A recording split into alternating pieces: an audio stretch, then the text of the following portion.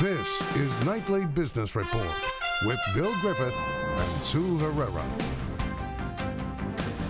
What sales slump? The world's largest retailer says the consumer is strong, and Walmart today posted the numbers to prove it. Sticker shock, why corporate America is telling consumers that they should prepare to pay more. What's in your index fund?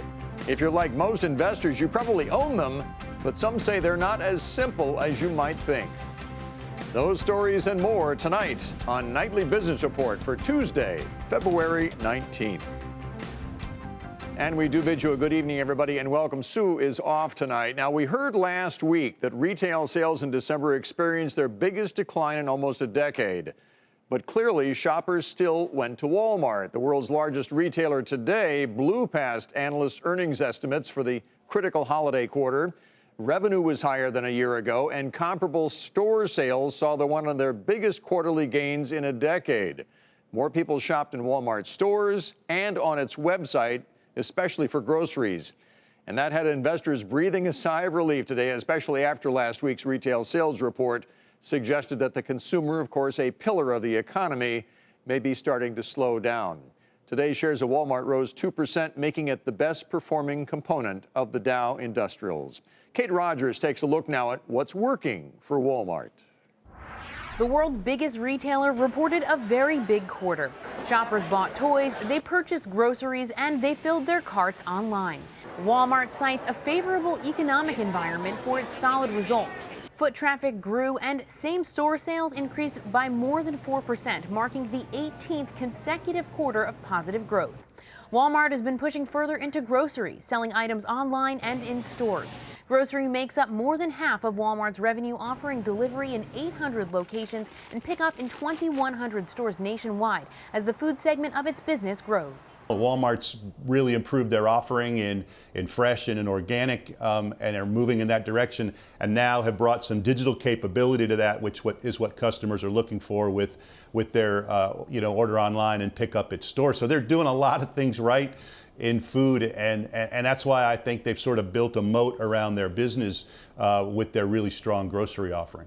Store pickup will be huge because customers love this service. It has very high net promoter scores. Also, the amount of money people spend on the curbside service is about double in store. So it's very well received, highly satisfied people. And the future of retail, it's quite simple. Then there's its challenge to Amazon and push into e-commerce, which saw sales increase by 43% for the quarter and 40% for the year.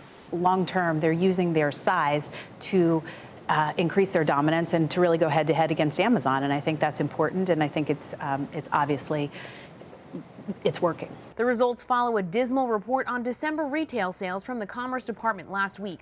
CFO Brett Biggs told CNBC by phone that despite concerns of a potential economic slowdown, the consumer looks to be in pretty good shape through the Walmart lens. On the earnings call, CEO Doug McMillon said the company is also continuing to monitor ongoing trade tensions and geopolitical situations, including Brexit. Tariffs, which could increase on or around March 1st on goods imported from China, may also impact the prices that Walmart charges its consumers for goods. For Nightly Business Report, I'm Kate Rogers. Well, for more on Walmart, the retail industry, and the state of the consumer, Charlie O'Shea is back with us tonight. He's lead Walmart analyst at Moody's. Good to see you again. Thanks, Bill. Good to be here. So, okay, Kate just told us online sales, very strong. Yeah. The grocery lineup, very strong, and that gets people in the stores as well. But how do we reconcile that with that Commerce Department number last week, where sales in December overall for the retail industry were down 1.2%?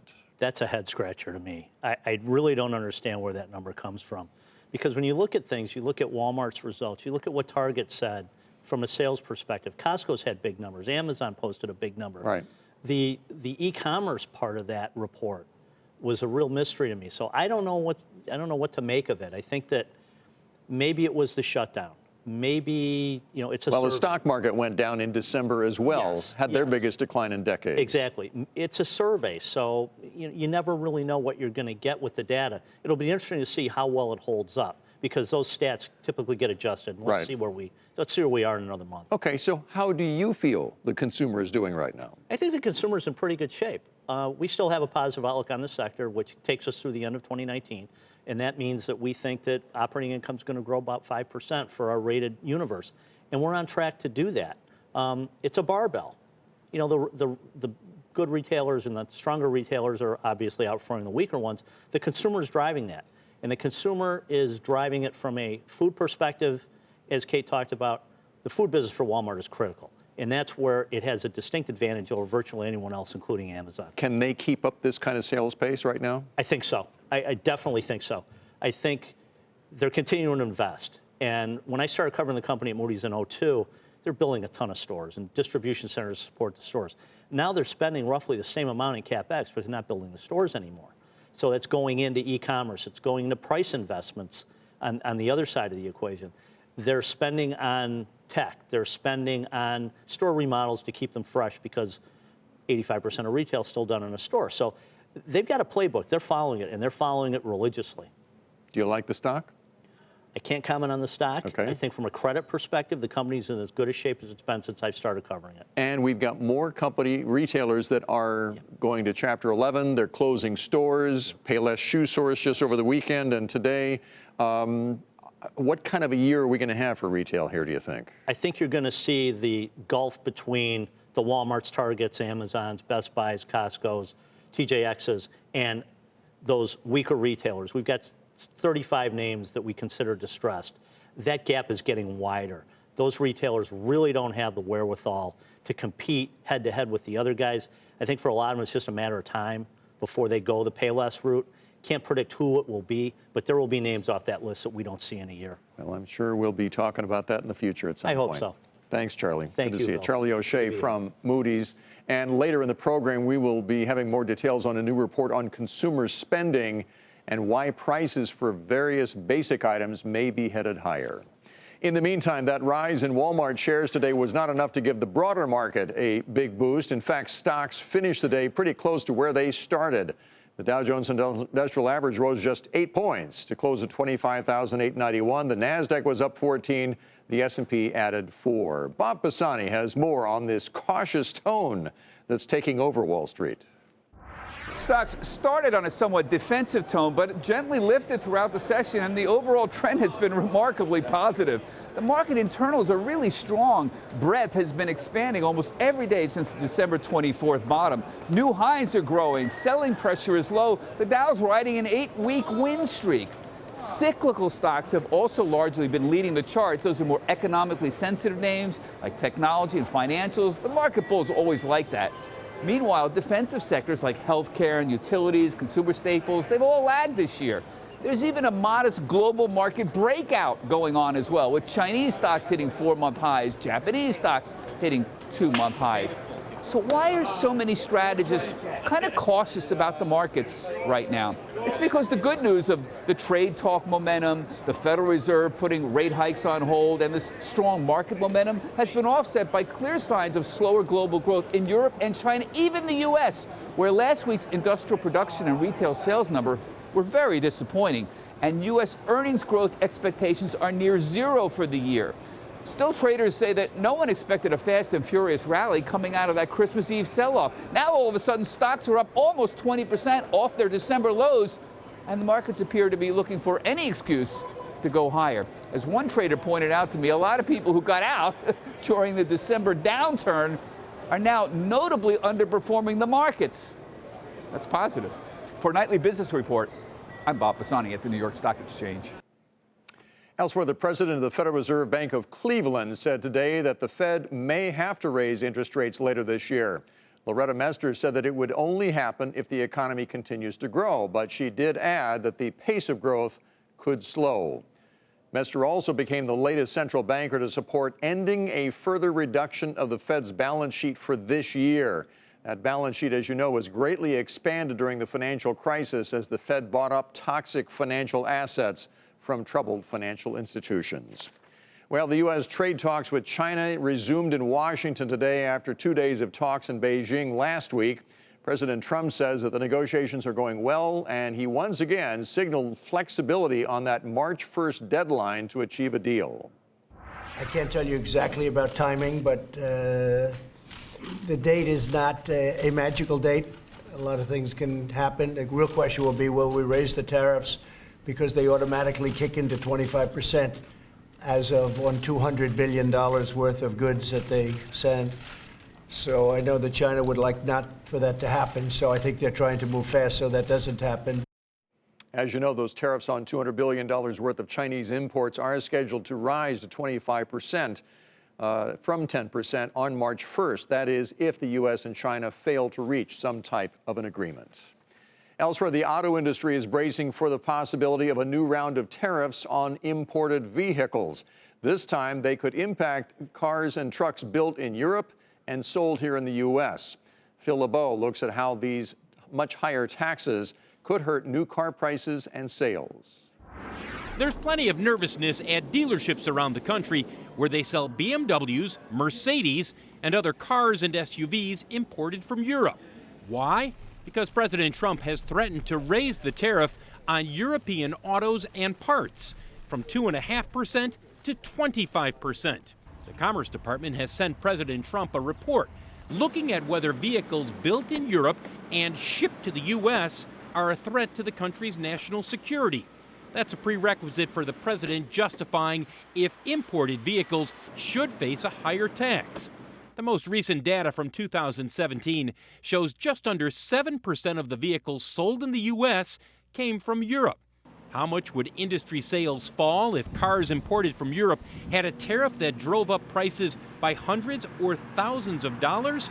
The Center for Automotive Research estimates sales could drop by almost 700,000 vehicles, and prices for all models could jump an average of $1,400. It's the reason even U.S. automakers are opposed to higher tariffs on imported vehicles. It's unclear when or if President Trump will release the findings of the Commerce Department report.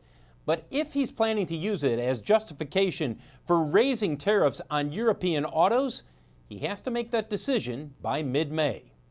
Phil LeBeau, Nightly Business Report, Chicago. And separately, Honda is closing its only plant in the United Kingdom. That factory currently employs 3,500 people and produces up to 150,000 Civics a year. Honda plans to shift that production to Japan, to North America, and to China as it accelerates its electrification strategy. The automaker did not say whether the decision was influenced by the current Brexit talks going on in the UK.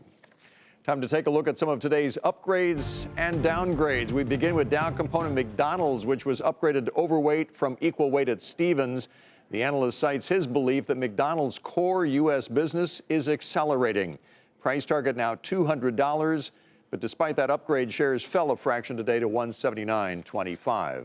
PG&E was upgraded to buy from neutral at Citi. The analyst cited negotiations with California lawmakers, which could result in reduced wildfire liabilities for that state's utilities in the future.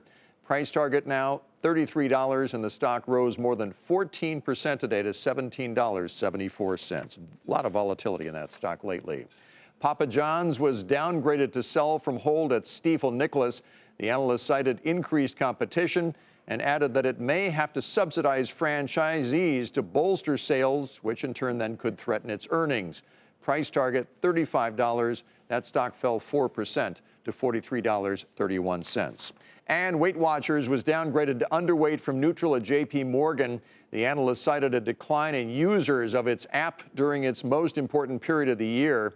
Price target $25, and shares fell 4.5% today to $28.91. Coming up, so do you really know what's in your index fund? The answer might not be as clear-cut as you think.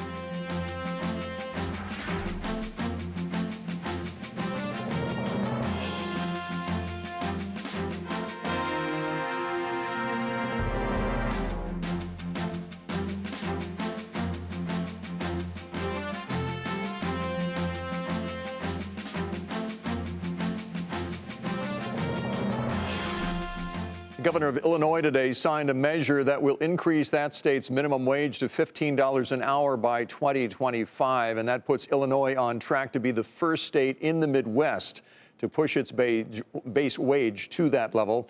The bill provides payroll tax credits to employers to help ease the transition period. Business groups initially opposed the proposal and then asked for a longer phase-in period. Well, consumers are expected to spend more than they did last year. A new report from the New York Fed said today that households will lay out more money for things like clothing, housing, and transportation, and with spending expected to increase by 2.8% compared to last year's 2.3% increase. The truth is that we may spend more simply because goods and services are costing more. Sarah Eisen tells us which companies are raising prices and why.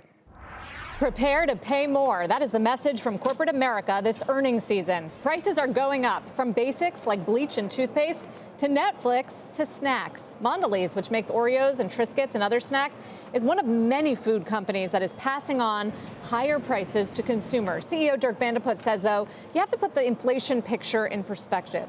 What is going on as it relates to our input cost is that we always see inflation. We've seen inflation over the last years.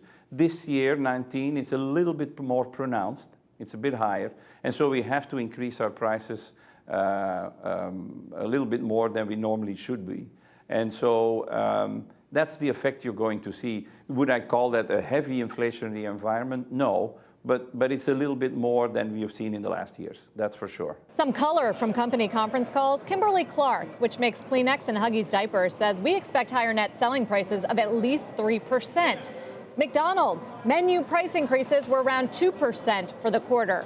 International Flavors and Fragrances, whose products go into cosmetics and other consumer goods, says this will require us to continue to work with our customers, taking additional price increases as we move through 2019 to ensure that we ultimately recover these cost increases over time. And it's not just consumer companies. Fastenal, an industrial and manufacturing supplier, along with Mohawk Industries, which makes tiles and flooring, they were also among the long list of companies citing higher prices.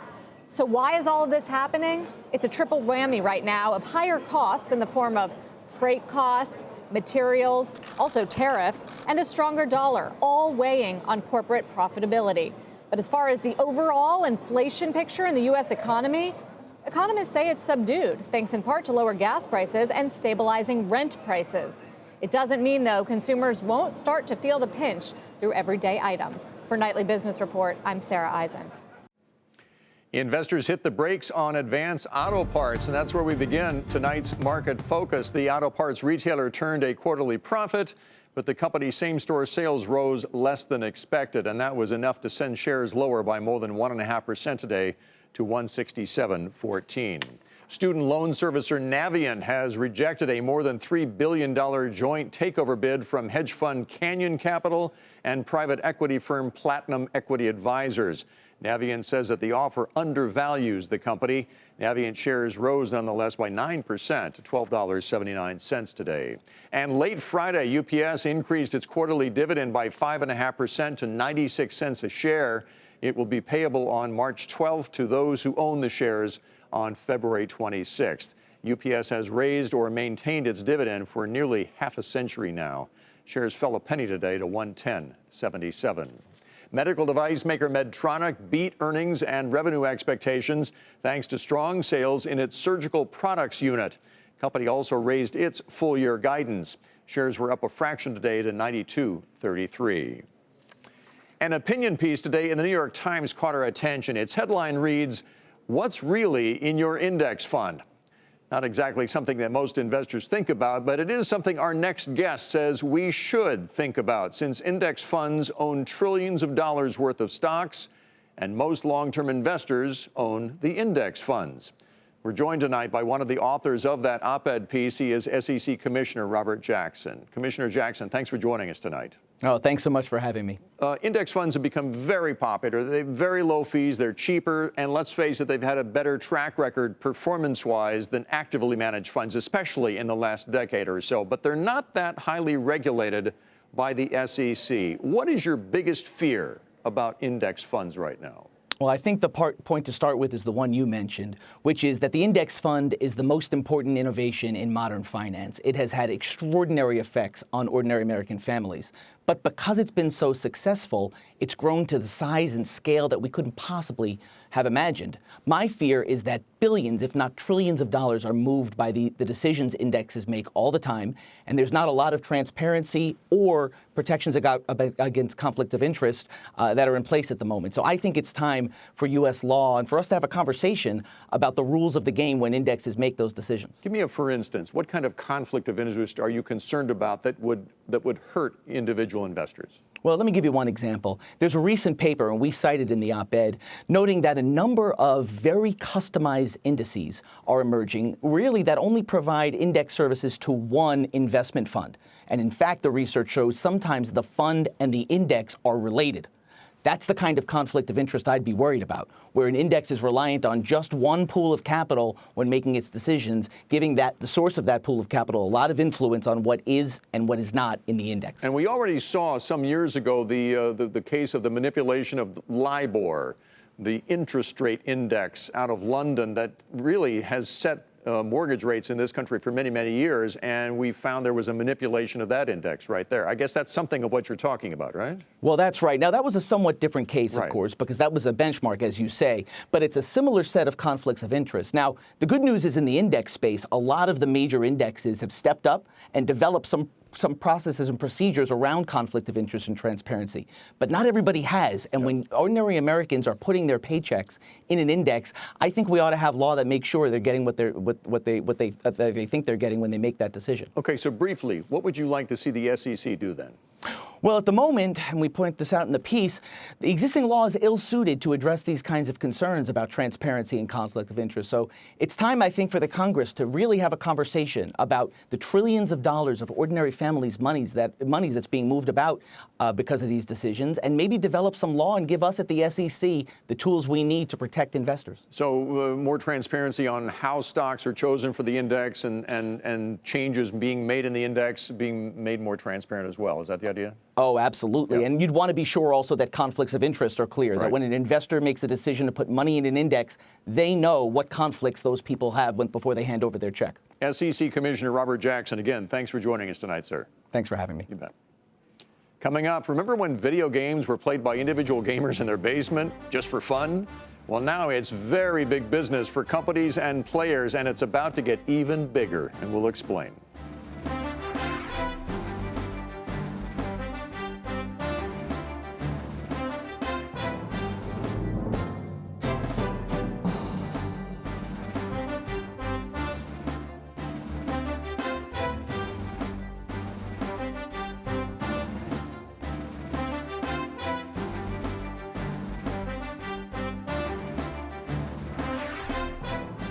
As we mentioned earlier, Payless Shoe Stores has filed for Chapter 11 bankruptcy and is closing all 2,500 of its U.S. stores. Over the weekend, the retailer also said it will wind down its e-commerce operations as well.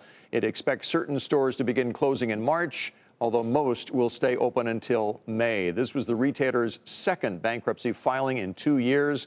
Payless was founded in Kansas back in 1956. Facebook found itself the target of a scathing report from the British Parliament today. The report accuses the social media giant of behaving like a digital gangster by allegedly breaking data privacy and competition laws. The British Committee's inquiry into the company began in 2017 as revelations emerged that Facebook's platform had been used to spread disinformation during the U.S. presidential election and the UK's Brexit referendum, both of those in 2016, of course. As a result, British lawmakers are recommending greater government oversight of big technology companies. And there were reports today that Major Leaguer Manny Machado has agreed to a record-breaking 10-year, $300 million deal with the San Diego Padres. But there's another league that's also hoping to break records. Activision's Overwatch League has kicked off its new season, and with growing prize pools and bigger arenas, it's just the latest example of the incredible explosion of esports. Josh Lipton has more. It's a date that video game fans have marked on their calendars, the start of a new season of Activision Blizzard's Overwatch League. Teams of video game players competing head-to-head for a prize pool that this season will total $5 million. With this league, Activision is capitalizing on the red-hot trend of esports, where people watch other people play video games. It's become a true global phenomenon, attracting 454 million people this year, a jump of 15%, and revenue will grow nearly 30% to more than $1 billion, mostly from media rights, advertising, and sponsorships. So we have 8 new teams that have joined the league. Really exciting to add expansion franchises in amazing markets. 3 new teams in China, Guangzhou, Hangzhou, and Chengdu. 2 teams in Canada, which is really exciting, of the Toronto Defiant and the Vancouver Titans. Also added a team in Paris, and then Washington, D.C. and Atlanta. So really excited to bring more teams and more Overwatch League experiences to more fans around the world. This year, sponsors for the Overwatch League include Coca-Cola, Toyota, and Intel. The matches will stream on the Overwatch website, mobile app, and Twitch channel. Select games will also air on ABC, ESPN2, and Disney XD. Analysts say the league is a bright spot for Activision right now, which is facing some challenges of its own. It just recently announced a big reorganization at the company with plans to lay off about 800 people. But if the league proves popular, it could help drive sales of the Overwatch game itself. And some bulls argue that Activision is the best direct way for investors to play the esports theme. For Nightly Business Report, I'm Josh Lipton, San Francisco. Just amazing. Before we go, a final look at the day on Wall Street. Kind of a tepid day. The Dow rose just 8 points. NASDAQ was up 14. The S&P added 4. That is Nightly Business Report for tonight. I'm Bill Griffith. Thanks so much for watching. We'll see you tomorrow.